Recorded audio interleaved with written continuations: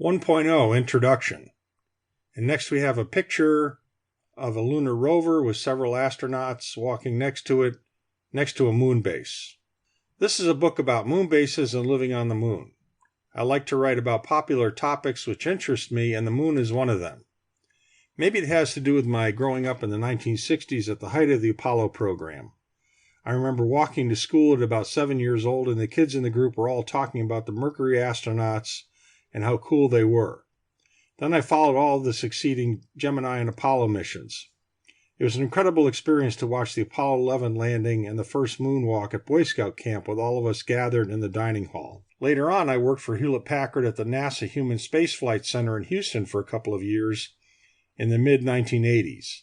I also met many of the astronauts, including Judy Resnick, who was killed on the Challenger shuttle when it blew up at launch. Watching President Reagan's speech at Johnson Space Center as a memorial to them was also quite the experience. One of my friends, who took me up in his Pitt Special acrobatic plane a couple of times, later became an astronaut on the Mir Space Shuttle and Space Station.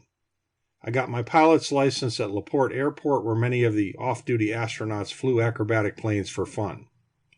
I also applied to the Astronaut Corps, but being a civilian and not having any degrees beyond my BS in engineering science filtered me out. Nevertheless, I've always been a fan of the space program. I still follow all the details I can to this day. In the last couple of years, I wrote a comprehensive guide to space colonies titled Designing and Building Space Colonies, a Blueprint for the Future. In that book, I covered a lot of the issues about living in space and construction of space colonies.